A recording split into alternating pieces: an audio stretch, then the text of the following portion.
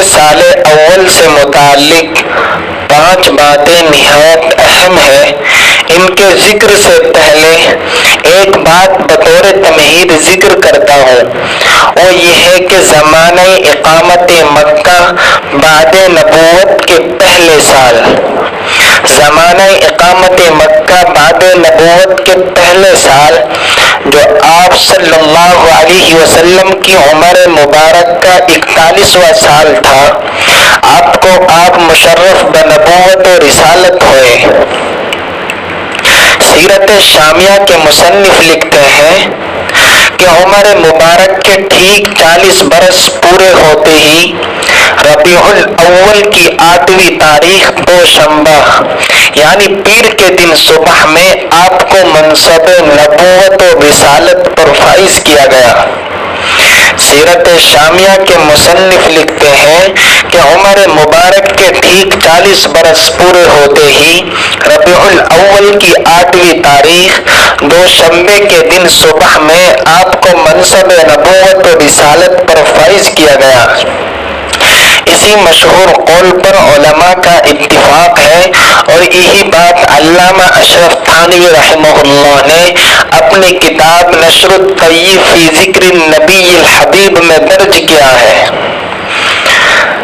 اب ہم اصل مقصد کی طرف آتے ہیں کہ عہد نبوت کے سال اول سے متعلق 5 باتیں کیا ہیں۔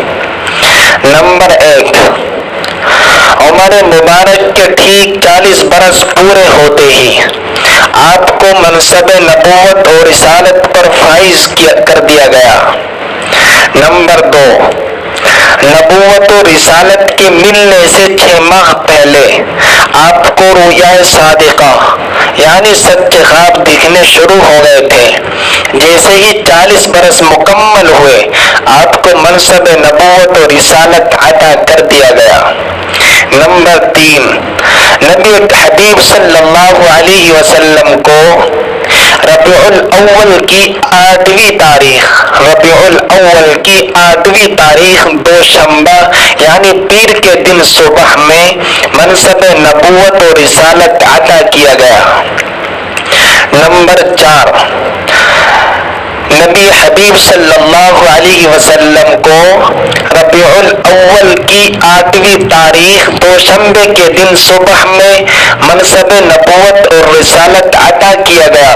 اسی دن حضرت خدیجہ رضی اللہ عنہا نے اپنی 4 صاحبزادیوں حضرت زینب، حضرت رقیہ، حضرت ام کلثوم، حضرت زینب، ان 4 صاحبزادیوں کے ساتھ آپ کے ہاتھ پر بیعت ہو کر مشرف باسلام ہوئی۔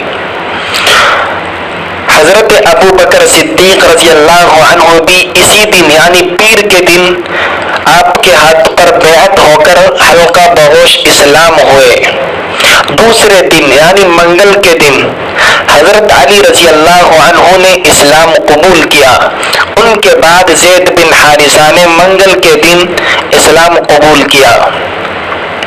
نمبر 5، ہمارے 4 خلفائے راشدین میں سے 3 خلفائے راشدین نے عہد نبوت کے سال اول ہی اسلام قبول کر لیا تھا۔